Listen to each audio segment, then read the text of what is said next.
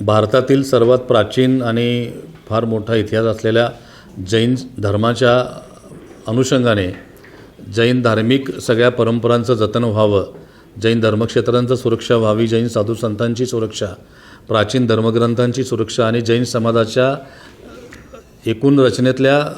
कमी उत्पन्न गटातील लोकांना शिक्षणासाठीच्या सुविधा, व्यापारासाठीच्या आर्थिक सुविधा, महिलांना व्यापार उद्योगासाठीचं अर्थसहाय्य अशा वेगवेगळ्या उद्देशानं राज्य सरकारनं जैन समाजासाठीचं स्वतंत्र विकास आर्थिक महामंडळ स्थापन केलेलं आहे।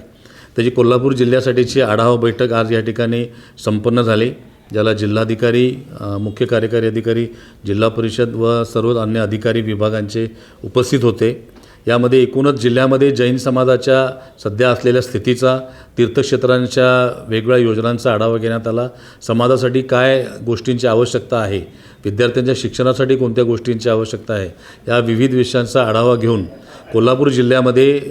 जैन समाजाच्या विद्यार्थी-विद्यार्थिनींच्या शिक्षणासाठी, विशेषतः उच्च शिक्षणासाठी स्वतंत्र वसतिगृह महामंडळामार्फत उभारायचा निर्णय घेण्यात आलेला आहे। त्याची आज यामध्ये बैठकीमध्ये माहिती देण्यात आली। त्याबरोबरच खिद्रापूरमध्ये प्राचीन जैन मंदिर आहे, कोल्हापूर जिल्ह्यातल्या सर्व जैन मंदिरांचा एकत्रित आढावा घेऊन बाहुबली, कुंभोजगिरी या तीर्थक्षेत्रांचा एकत्रित मास्टर प्लॅन करून विकास करायचा आणि या जी काही छोटी प्राचीन मंदिरं आहेत, नांदणीमध्ये एक फार मोठा जुना मठ आहे, अशा सगळ्या तीर्थक्षेत्रांचा आध्यात्मिक पर्यटनाच्या दृष्टिकोनातून विकास करण्यासाठीचा मास्टर प्लॅन बनवण्याचा निर्णयसुद्धा आजच्या बैठकीत घेण्यात आलेला आहे। आणि ज्या मंदिर तीर्थक्षेत्राने अद्याप तीर्थक्षेत्राचा दर्जा घेतला नाही, त्यांनी तीर्थक्षेत्राचा दर्जा घ्यावा, असंही आजच्या बैठकीमध्ये सर्वांना, समाजातील प्रमुख आलेल्या सर्व ट्रस्टींना त्याच्या सूचना देण्यात आलेल्या आहेत। याबरोबरच शिक्षण संस्थांच्या विकासासाठी राज्य सरकारच्या व केंद्र सरकारच्या ज्या योजना आहेत, त्यामध्ये पायाभूत सुविधा विकास योजनामध्ये जैन समाजाचे एकही अर्ज आलेला नाही, तर यावर्षी विशेष अभियान चालवून जैन समाजातर्फे संचलित शिक्षण संस्थांचे अर्ज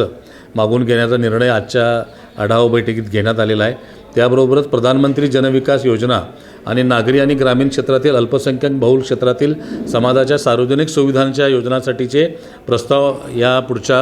आर्थिक वर्षामध्ये, चालू आर्थिक वर्षामध्ये दाखल करून घेण्याचा निर्णयसुद्धा आजच्या बैठकीत घेण्यात आला आहे।